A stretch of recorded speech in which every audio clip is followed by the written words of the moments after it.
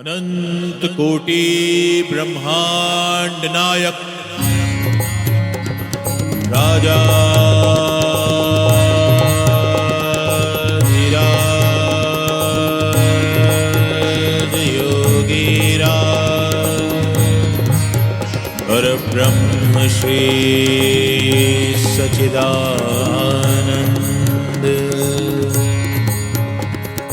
सद्गुरु श्री साईनाथ महाराज।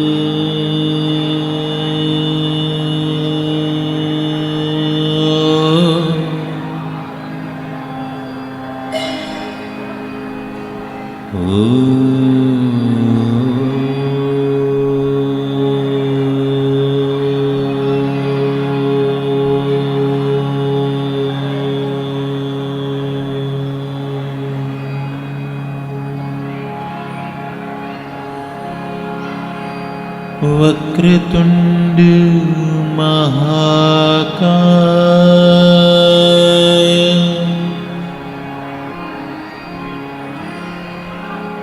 सूर्यकोटि समप्रभ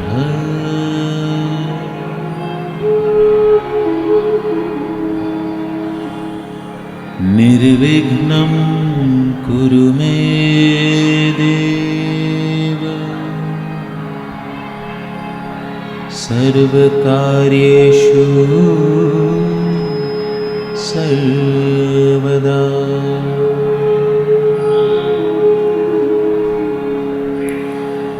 गजाननं भूतगणादिसेवितं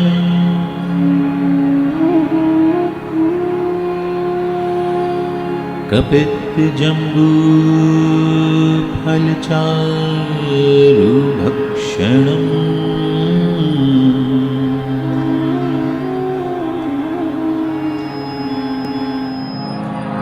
उमासुतं शोकविनाशकारं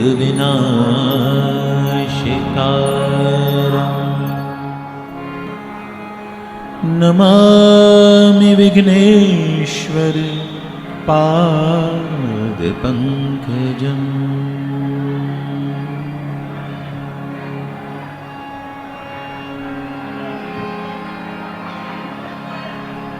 या देवी सर्वभूतेषु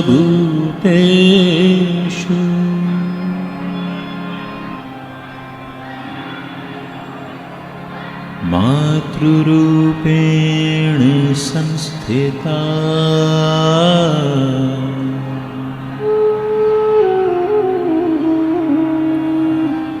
नमस्तस्यै नमस्तस्यै नमस्तस्यै नमो नमः।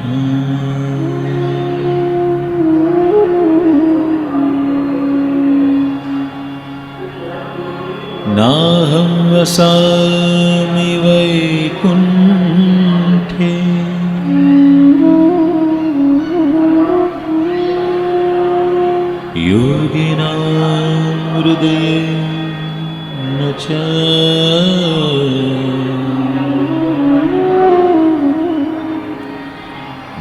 मद्भक्ताय यत्र गायन्ते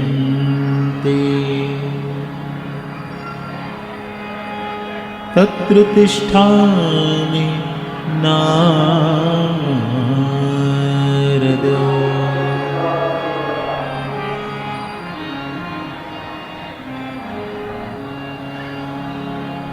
सर्वे भवन्तु सुखिनः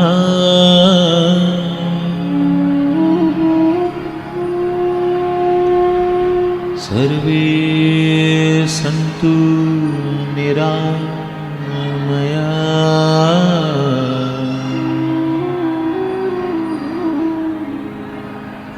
सर्वे भद्राणि पश्यन्तु मा कश्चित् दुःखभाग् भवेत्।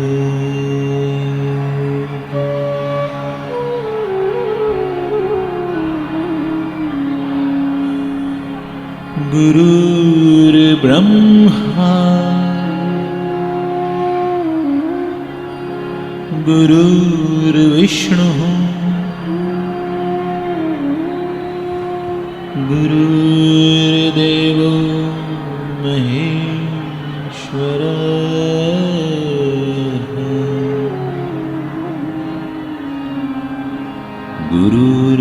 गुरुर्साक्षात् परब्रह्म तस्मै श्री गुरुवे नमः।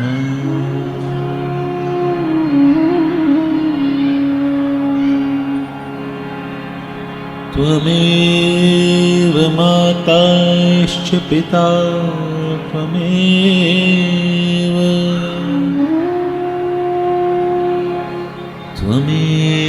बन्धुश्च सखा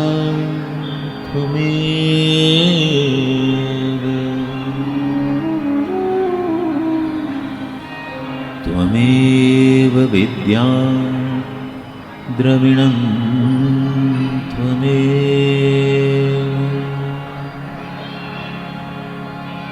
त्वमेव सर्वं मम देव।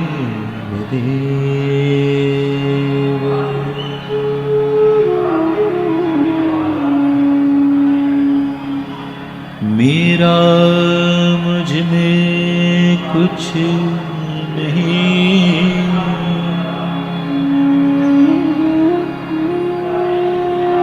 जो कुछ है वो तेरा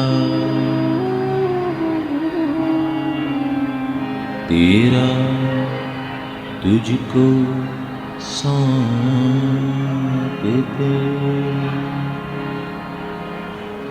क्या लागे हमें मेरा कि मेरे साए तुमसे बीनती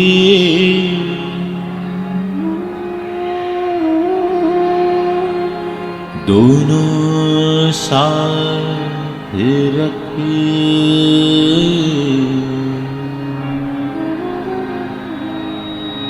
प्राण रखे तो लाज रखे लाज बिन प्राण ना रख।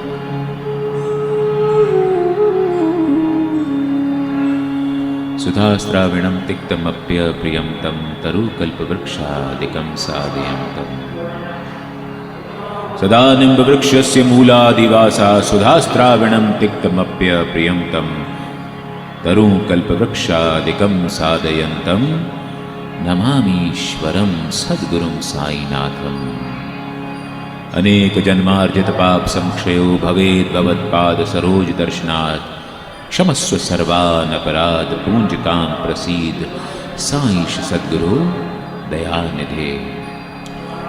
मैं भगवान साईनाथ को नमन करता हूँ जिनका सान्निध्य पाकर नीम वृक्ष कटु तथा अप्रिय होते हुए भी अमृत वर्षा करता था। इसमें अनेकों व्याधियों से मुक्ति पाने के गुण होने के कारण इसे कल्प वृक्ष से भी अधिक श्रेष्ठ कहा गया है। आपके श्री चरण कमलों के दर्शन मात्र से अनेक जन्मों में किए गए पाप नष्ट हो जाते हैं।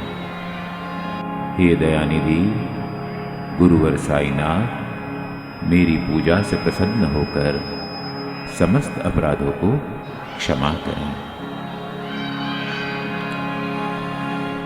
अनंत कोटि ब्रह्मांड नायक राजा धीराज योगी राज परब्रह्म श्री सच्चिदानंद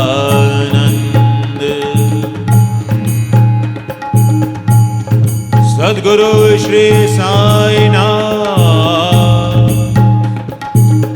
महाराज।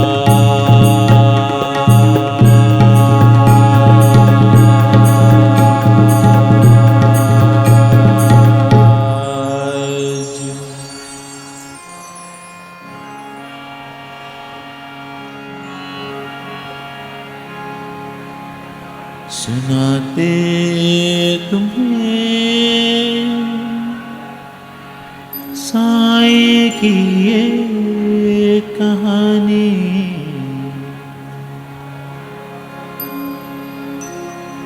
सुनाते तुम्हें साईं की ये कहानी। सुनो साईं वाणी,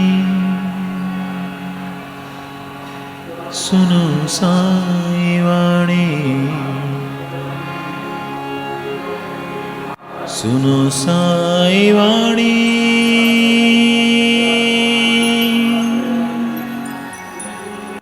सुनो साईं वाणी।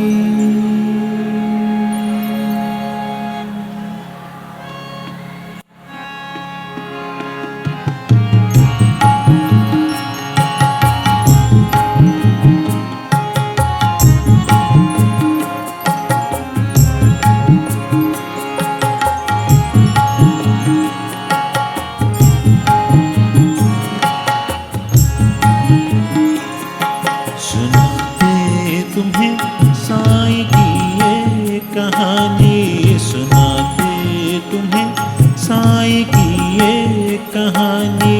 सुनो साईं वाणी, सुनो साईं वाणी, सुनो साईं वाणी, सुनो साईं वाणी, सुनो साईं वाणी, सुनो साईं वाणी, सुनो साईं वाणी, सुनो साईं वाणी।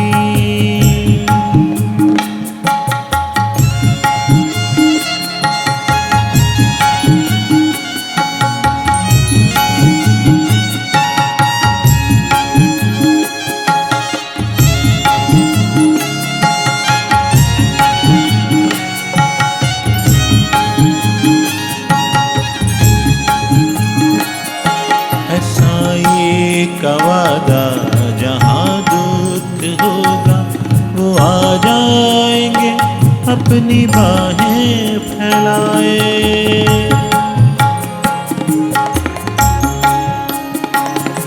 है साईं का वादा जहाँ दुख होगा वो आ जाएंगे अपनी बाहें फैलाए। जहाँ साईं होंगे वहाँ दुख कैसा, जहाँ साईं होंगे वहाँ दुख कैसा। जीवन के मरुदर में साईं की छाया, साईं की छाया, साईं की छाया, साईं की छाया। सुनाते तुम्हें साईं की ये ये कहानी सुनाते तुम्हें साईं की ये कहानी। सुनो साईं वाणी, सुनो साईं वाणी, सुनो साईं वाणी, सुनो साईं वाणी।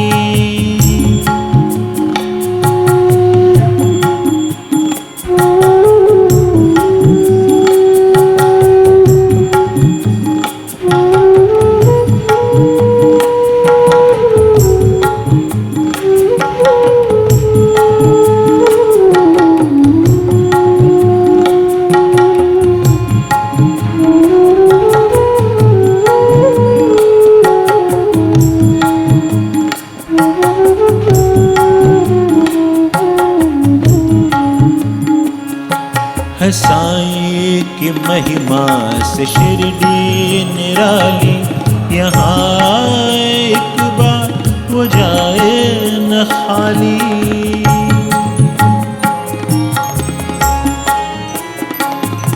साईं की महिमा से शिरडी निराली, यहाँ एक बार वो जाए न खाली।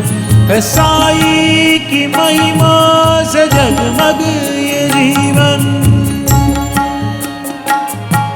साईं की महिमा से जगमग ये जीवन। साईं की करुणा से घर और ये आंगन, घर और ये आंगन, घर और ये आंगन, घर और ये आंगन। सुनाते तुम्हें साईं की ये कहानी, सुनाते तुम्हें साईं की ये कहानी। सुनो साईं वाणी, सुनो साईं वाणी, सुनो साईं वाणी, सुनो साईं वाणी, सुनो साईं वाणी, सुनो साईं वाणी, सुनो साईं वाणी।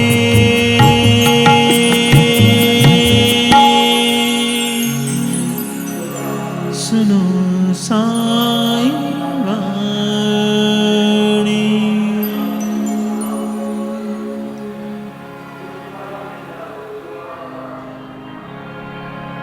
सभी को बाबा का प्यार और आशीर्वाद पहुंचे। मेरे अंदर बैठे साईं का आपके अंदर बैठे साईं को अभिवादन, अभिनंदन, आलिंगन और नमन। 15 जून 2023 द्वादशी का दिन, गुरुवार, जिसको हम साईंवार कहना पसंद करते हैं। दोपहर की बेला श्री साईं बाबा संस्थान परिसर का ये पावन पवित्र स्थान, स्टेज, साईं के भक्तों की हाजिरी और श्री साईं समर्पण समिति सोनीपत का इसरार, इन सब के चलते आज श्री साईं अमृत कथा जून 2023 अपने आखिरी पड़ाव पर पहुंच रही है। बीते 2 दिनों में हमने बाबा की बहुत सारी बातें की, कोशिश की कि बाबा के वांग्मय स्वरूप, उनके रूप, उनके नाम और उनके स्वभाव को समझने की कोशिश करें। उस पावन ग्रंथ को समझने की कोशिश करें जो साईं से हमारा परिचय करवाता है, श्री साईं सच्चरित्र। कोशिशें बदस्तूर चलती रहना चाहिए, क्योंकि कोशिश अगर छूट जाती है तो निरंतरता टूट जाती है। ये आवश्यक नहीं है कि आपके हर प्रयास को पहली ही बार में सफलता मिल जाए, लेकिन लगातार प्रयास करते रहने पर सफलता अगर नहीं भी मिलती है तो एक नई राह जरूर खुल जाती है, जो असफलता से मिलने वाली हताशा को हम पर हावी नहीं होने देती। करत करत अभ्यास जड़मति होत सुजान।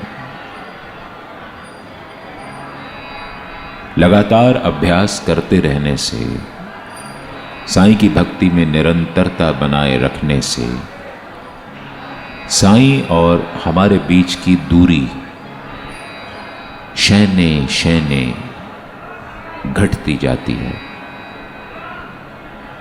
और जब ये प्रयास लगातार जारी रहते हैं तो एक समय वो आता है जब हम अपना समस्त वजूद, अपना अस्तित्व साईं के चरणों में समर्पित कर सकते हैं, कर देते हैं, और उनका रसूख ओढ़ लेते हैं। फिलहाल तो मुझे लगता है कि अभ्यास करने के नाम पर, भक्ति करने के नाम पर साईं के भक्त थोड़ा बहुत कहीं ना कहीं रास्ता खो जाते हैं। वो साईं को ढूंढते हैं भजनों में, कथाओं में, मंदिर में, पालकी में, ढोल नगाड़ों में, लेकिन साईं इन सब के साथ साथ आपके अंदर भी है।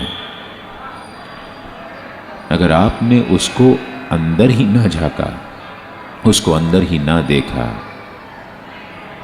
तो फिर साईं आपको बाहर कहीं नहीं मिलने वाला, क्योंकि ये मन ही है जो साईं का असल मंदिर है। और अगर वो इस मंदिर में, यहाँ पर विराजमान नहीं है, तो वो कहीं भी विराजमान नहीं है, वहीं आपको कहीं नहीं मिल सकता। मन साईं का मंदिर है,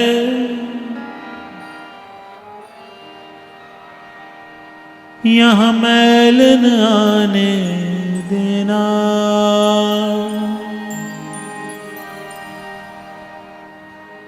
मानव जन्मन मोल मिला,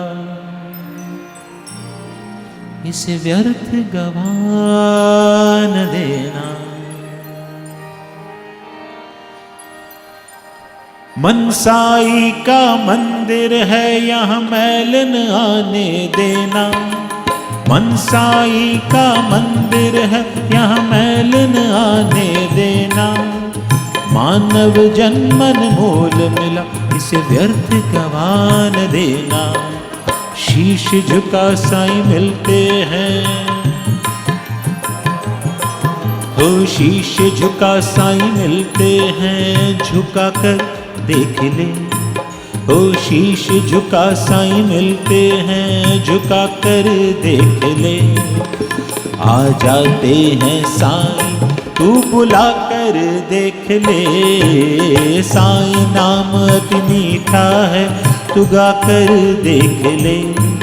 ओ साईं नाम अति मीठा है, गा कर देख ले। आ जाते हैं साईं, तू बुला कर देख ले। साईं नाम अति मीठा है।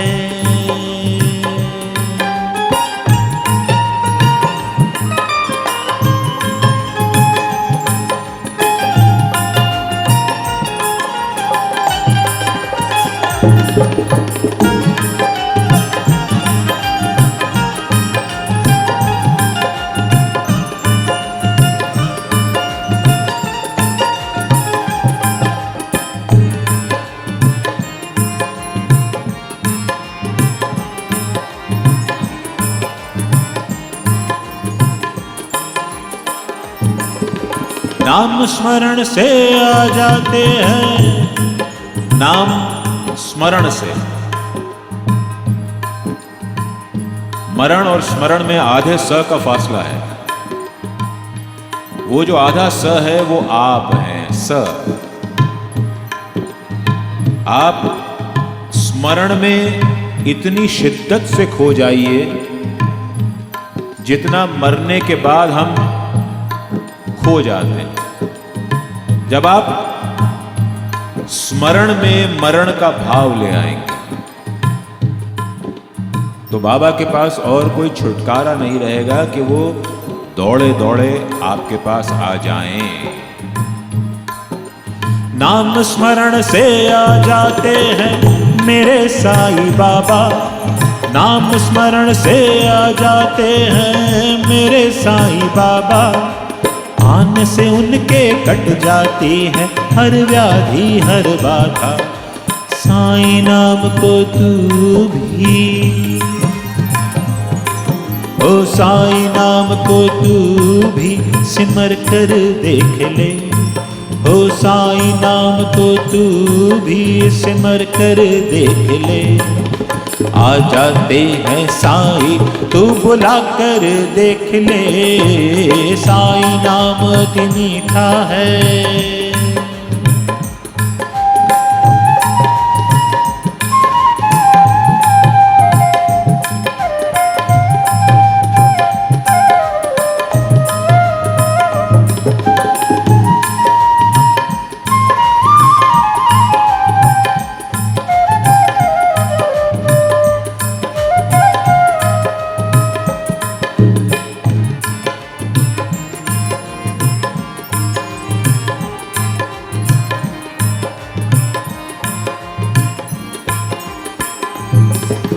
जिस घर में अंधकार भरा मेहमान कहाँ से आए, जिस घर में अंधकार भरा मेहमान कहाँ से आए, जिस मन में अहंकार भरा साईं नाथ कहाँ से आए, जिस घर में अंधकार भरा मेहमान कहाँ से आए, जिस मन में अहंकार भरा साईं नाथ कहाँ से आए।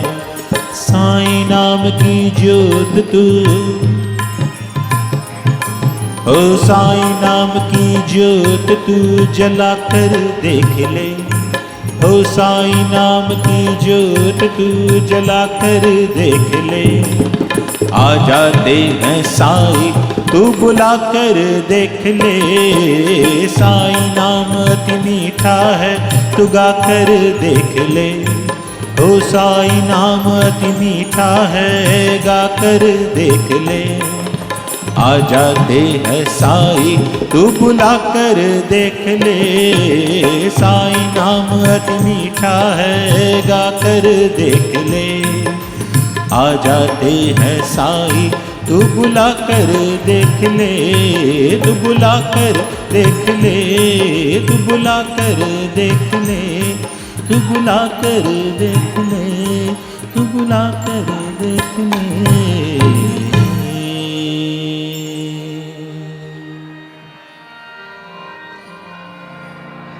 तो साईं का नाम जो है ना, उसका टैटू बनवाने की जरूरत नहीं है। बनवा भी लीजिए, बुराई नहीं है, लेकिन अगर टैटू शरीर पे कहीं नहीं बनवा पा रहे हैं तो मन पे तो बनवा लीजिए। वो टैटू आपके नाम पे, आपके मन पे साईं की नेम प्लेट हो जाएगा।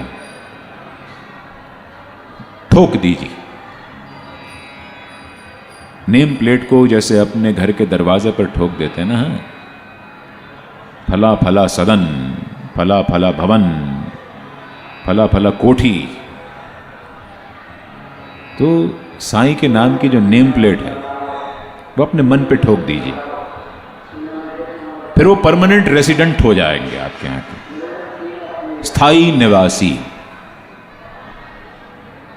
और स्थायी निवासी का तो आजकल खूब झगड़ा चल रहा है। ऐसे स्थायी निवासी हो जाएंगे जिनको किसी एनआरसी की जरूरत नहीं पड़ेगी। सीधे सीधे आपके, न कोई बॉर्डर, न कोई वीजा, न कोई परमिट, फिर धीरे धीरे आपको साईं के रूप की जगह उनके गुण ज्यादा अपने लगने लगेंगे। अभी तो हम शिरडी आते हैं उनके रूप के दर्शन करने।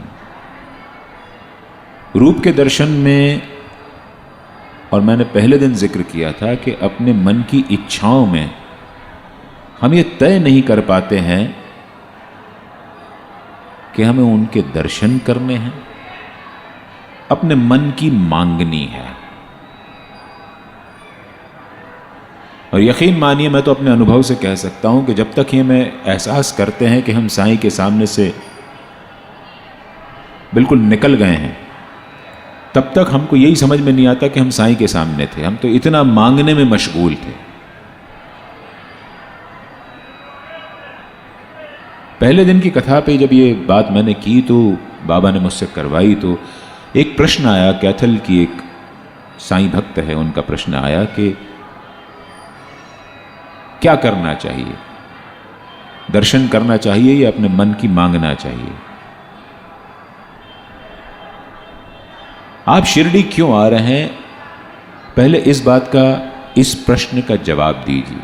आपके मन में शिरडी आने की इच्छा क्यों है? जब आप इस प्रश्न का ईमानदारी से उत्तर दे देंगे तो आपके सामने ये कभी दुविधा उत्पन्न नहीं होगी कि आप साईं से मांगने आ रहे हैं या साईं को देखने आ रहे हैं। क्या होता है, हम लोग मशीनी तौर पे शिरडी आने की इच्छा रखते हैं। मुझे कई लोग बड़े फख्र से कहते हैं कि साल में एक बार तो हम जरूर शिरडी जाते हैं। मेरा ये क्रम है, मैं तो साल में एक बार शिरडी पक्का जाता हूं। तो आपने जब क्रम बना लिया है तो फिर वो क्रम क्रम हो गया ना, वो मशीन हो गया। इंसान जो है वो संवेदनाओं से चलता है, वो क्रम से नहीं चलता। A person, a living being, a human being has to be sensitive. संवेदना अगर नहीं है तो वो इंसान नहीं है, वो रोबो हो गया है। वैसे ही आजकल हम लोग बहुत आर्टिफिशियल इंटेलिजेंस की बातें कर रहे हैं। लोग साईं बाबा के भजन भी एआई से लिखवाने की जुगत कर ही रहे होंगे, मुझे पक्का पता है। क्योंकि दिमाग कहाँ चलाएंगे, कंप्यूटर को आदेश दे देंगे, सॉफ्टवेयर को आदेश दे देंगे कि साईं भजन लिख दो, वो लिख देगा, बात खत्म हो गई। तो आप इस प्रश्न का उत्तर दीजिए कि आपकी मन में शिरडी आने की इच्छा क्यों है। जब आप उसको बहुत अच्छे से डिफाइन कर देंगे, परिभाषित कर देंगे कि आप शिरडी क्यों आना चाह रहे हैं, और अगर उसका जवाब आता है कि हमें साईं से मांगने जाना है, तो आप ईमानदार रहिए और साईं से जाकर के मांगिए, फिर उसके दर्शन की लालसा मत कीजिए। और अगर आप साईं दर्शन को आ रहे हैं तो फिर मन में मांगने का भाव मत आने दीजिए, क्योंकि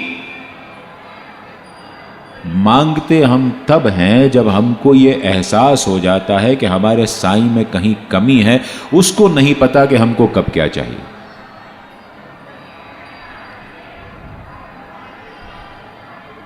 अगर मांगने के लिए आ रहे हैं तो मांगिए, कहां दिक्कत है।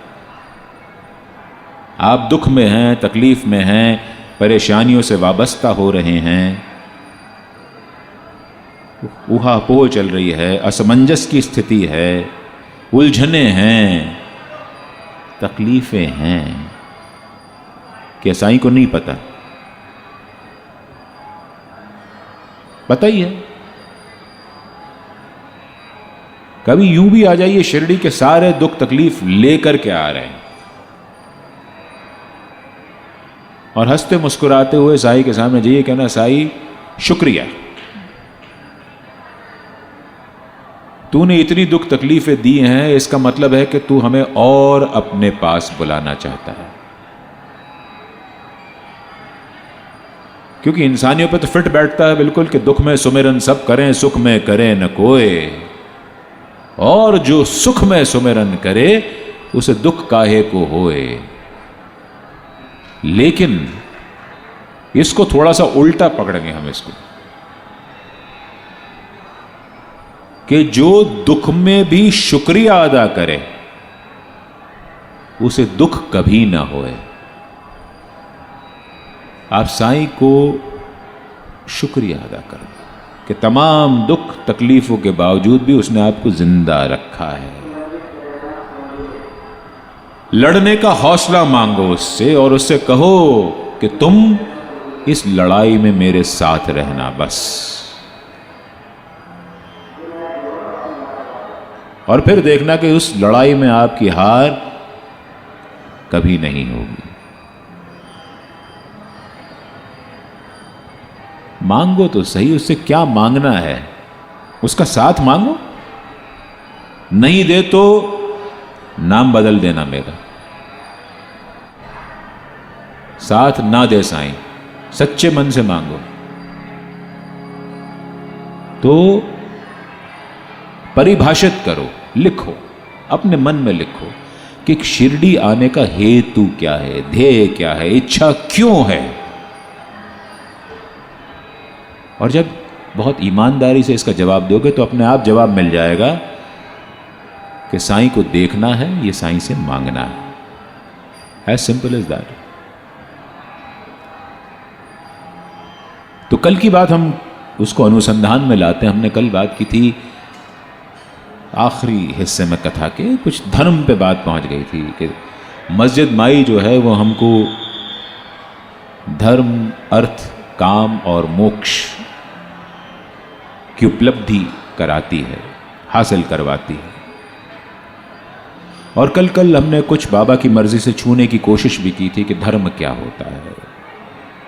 जिसको हम धारण कर लेते हैं वो धर्म हो जाता है। और आप देखने जाइए, जैसे भक्त का कोई समानार्थी शब्द किसी और जुबान में नहीं है। भक्त को यदि आप डिवोटी कहते हैं तो डिवोटी जो है वो भक्त नहीं होता। भक्त की अगर परिभाषा देखी जाए तो वो डिवोटी से कहीं ऊपर आती है। भक्ति को आप डिवोशन कहिए, इबादत कहिए, तो दोनों ही नहीं है।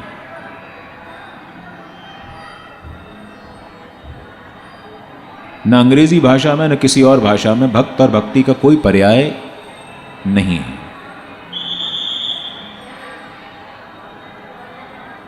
ठीक उसी तरह धर्म की यदि आप परिभाषा की बात करें, धारयति इति धर्मम, यह आपको किसी और जुबान में कहीं नहीं मिलेगा धर्म नाम का शब्द।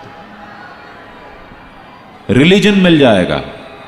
Religion is a set of persons following a set belief। और धर्म जो होता है हम उसे धारण करते हैं, इसका कहीं कोई पर्याय किसी और जुबान में है ही नहीं। धर्म, अगर धर्म को हम समझने की बात करें तो कर्म में ईमानदारी वो होता है धर्म। ये सबसे आसान परिभाषा हो गई। कर्म में ईमानदारी मतलब धर्म, बस। इसके आगे धर्म कुछ भी नहीं है। और कितना सुंदर दृष्टांत है, कितना सुंदर दर्शन है हमारे धर्म का, जिसको हम सनातन कहते हैं, जो कि संपूर्ण विश्व का एक ही धर्म है, सनातन धर्म। क्योंकि कोई भी धर्म ये नहीं सिखाता कि आप किसी को तकलीफ दीजिए। कोई, जिसको आप पंथ कहते हैं, उसमें कहीं किसी पंथ की किताबों में ऐसा नहीं लिखा है कि आप किसी को मारिए, पीटिए, उसके साथ छल कीजिए, कपट कीजिए, उसको जला दीजिए, उसका सर कलम कर दीजिए। ऐसा कहीं नहीं लिखा है, कहीं नहीं लिखा, किसी धार्मिक किताब में नहीं लिखा। इसीलिए सारे पंथ, वो रास्ते हमको ऊपर ले जाते हैं। अब इन किताबों में जो लिखा है उसका इंटरप्रिटेशन, उसका अर्थ कभी भी अनर्थ कोई भी कर सकता है, क्योंकि जिन भाषाओं में किताबें लिखी हैं उन भाषाओं के ज्ञाता अब बहुत कम बचे हैं। इसीलिए जब भाषा का ज्ञान ना हो तो जो हमको जैसा समझाता है वैसा हम उसको समझ लेते हैं। हमारे पास और कोई छुटकारा चारा रहता नहीं है। जैसे मैंने कल बात की थी आपसे कि कर्मण्यवादी कारस्ते माँ फलेषु कदाचन, इस श्लोक का अर्थ, क्योंकि हमारा संस्कृत में हाथ आमतौर पर तंग रहता है, तो इसीलिए जिसने जो समझा दिया हमने उसको समझ लिया। बस हमारे लिए वो and all and be all हो जाता है।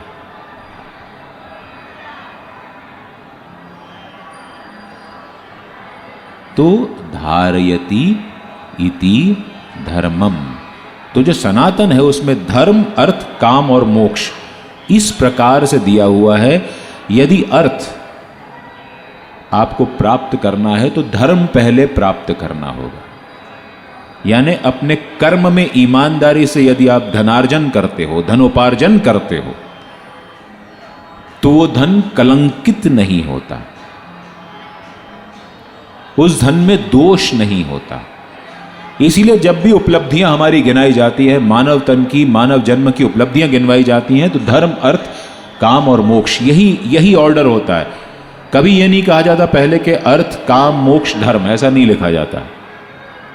धर्म, अर्थ, काम और मोक्ष। अगर अर्थ कमाने में, अर्थ यानी पैसा कमाने में, धन कमाने में यदि धर्म का आचरण नहीं किया, धर्म का पालन नहीं किया, तो पैसा कलंकित है, प्रदूषित है, दूषित है, और ऐसा पैसा अतड़ियां फाड़ करके निकलता है,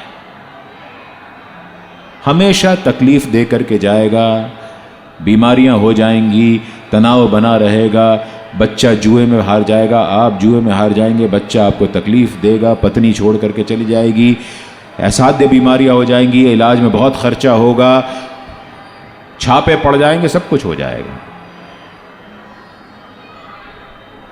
तो यदि अर्थ उपार्जन में धर्म का समावेश नहीं है तो वो अर्थ तकलीफ देगा। और यही स्थिति काम की भी है। काम का अर्थ हम लोग आमतौर पे जिस्मानी तौर पे लेते हैं, उसके अलावा मन की भी कामनाएं होती हैं। यदि कामना में हमने धर्म का समावेश नहीं किया, किसी की शांति छीनने की कोशिश की, किसी का धन छीनने की कोशिश की, किसी की पत्नी छीनने की कोशिश की, किसी का पति छीनने की कोशिश की, तो ये सब काम प्रदूषित करने के वायज हो जाते हैं। काम में धर्म ना हो तो तकलीफ देता है, अर्थ में धर्म ना हो तो तकलीफ देता है। लेकिन यदि आप अर्थ को धर्म से अर्जित करेंगे, नीति से अर्जित करेंगे, ईमानदारी से अर्जित करेंगे, कामनाओं को यदि आप धर्म से सिंचित करेंगे, उनको धर्म के जरिए अधिरोपित करेंगे, उनको पालेंगे पोसेंगे, तो वो कभी भी आपका मोक्ष का रास्ता बंद नहीं करेंगे। मोक्ष का सीधा सा अर्थ होता है मोह का क्षय। इच्छाओं की पूर्ति मोक्ष नहीं होता, क्योंकि इच्छाएं तो ऐसी हैं कि एक के बाद एक पनपती जाती हैं। कभी आपकी इच्छाओं की फैक्ट्री बंद नहीं होगी। आपके पास जो है वो आपको हमेशा कम लगेगा, ये मान के चलिए। किसी और के पास का ज्यादा देख करके आप दुखी होंगे, ये शर्तिया है। और अपना कम देख करके तो दुखी होंगे ही होंगे, ये तो डबल शर्तिया बात है।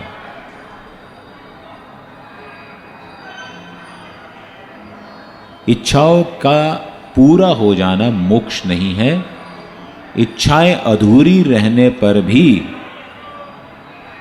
उनका हमें तकलीफ ना देना, वो मोक्ष है। और इसीलिए बाबा जो हैं वो हमेशा गाते थे कि फकीरी अव्वल बादशाही। फकीरी को हम बुरा मांगते हैं, ऐसे फकीरी बुरी बात नहीं है। फकीर तो मैंने परसों भी आपसे जिक्र किया था ना कि फकीर वो नहीं है जिसके पास कुछ नहीं है। असल फकीर तो वो है जो सब कुछ सबको बांट देता है, जैसे हमारे साईं करते थे। फकीरी अव्वल बादशाही,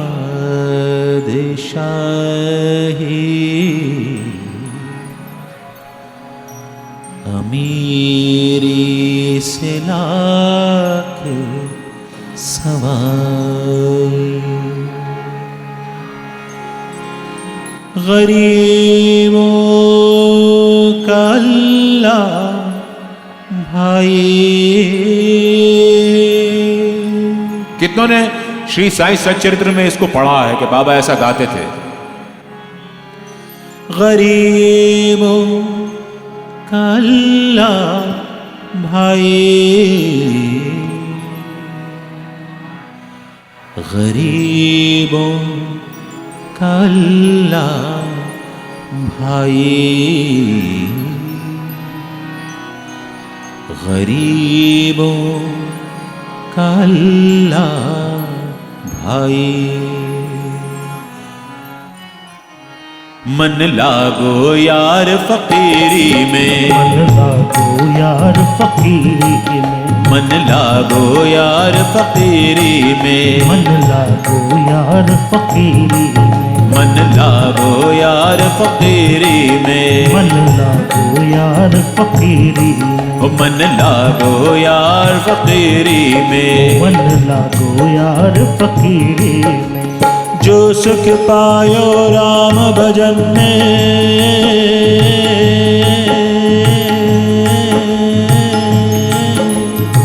जो सुख पायो साईं भजन में,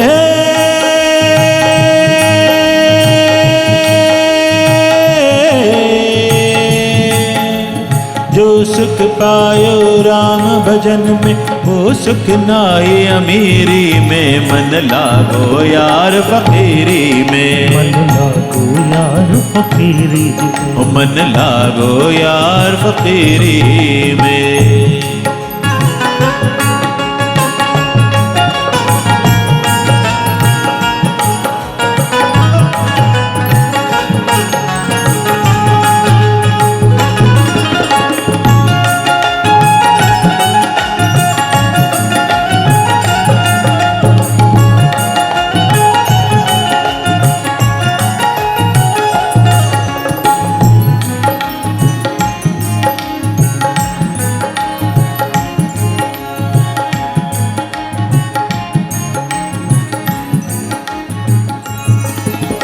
भला बुरा सबका सुन लीजो, भला बुरा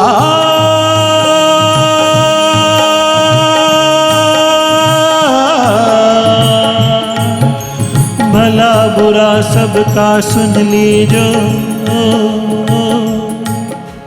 कर गुजरान गरीबी में, कर गुजरान गरीबी में, कर गुजरान गरीबी में, कर गुजरान गरीबी में। मन लागो यार फकीरी में, मन लागो यार फकीरी में।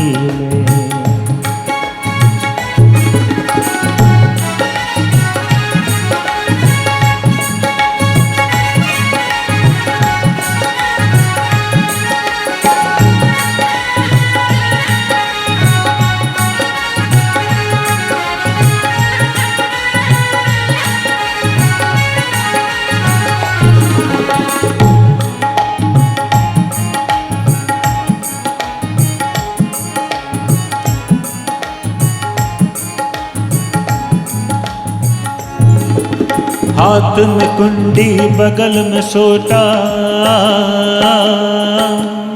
हाथ में कुंडी बगल में सोटा, हाथ में कुंडी बगल में सोटा, चारों दिशा जागीरी में, चारों दिशा जागीरी में। मन लागो मेरो यार फकीरी में, मन लागो मेरो यार फकीरी में, मन लागो यार फकीरी में, मन लागो यार फकीरी में, मन लागो यार फकीरी में।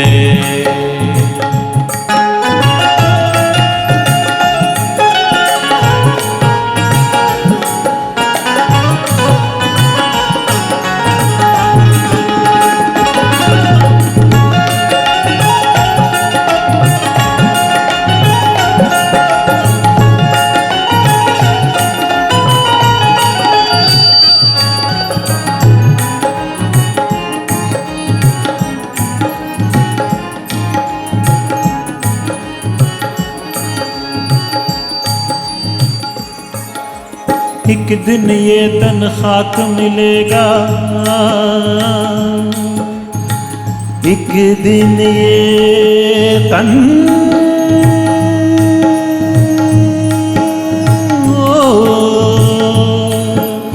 एक दिन ये तन खाक मिलेगा। क्यों फिरता मगरूरी में, मन लागो यार फकीरी में, मन लागो यार फकीरी में, मन लागो यार फकीरी में, मन लागो यार फकीरी में।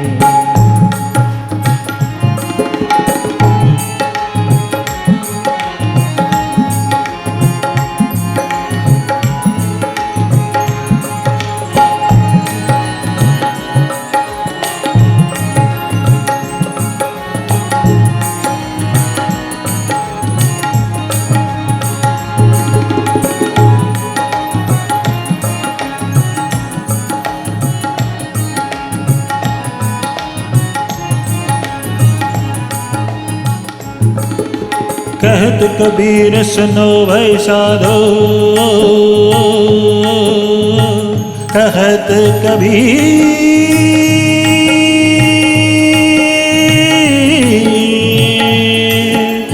कहत कबीर सुनो भाई साधो।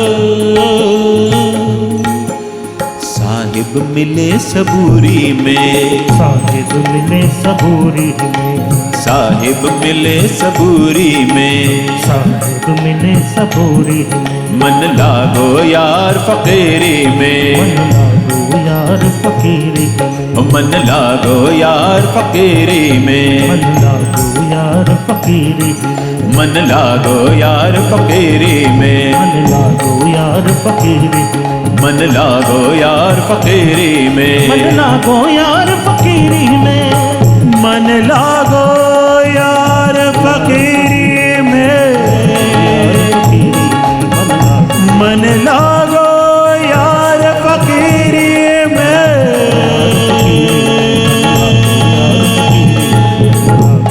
मन लागो यार फकीरी में, मन लागो यार फकीरी में, मन लागो यार फकीरी में, मन लागो यार फकीरी में, मन लागो यार फकीरी में, मन लागो यार फकीरी में, मन लागो यार फकीरी में। फकीरी अवल बादशाही,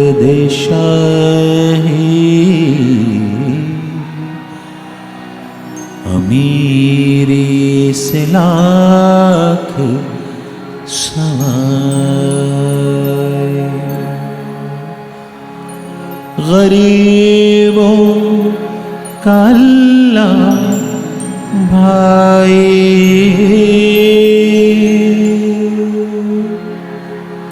गरीबों का अल्लाह भाई, गरीबों का अल्लाह भाई।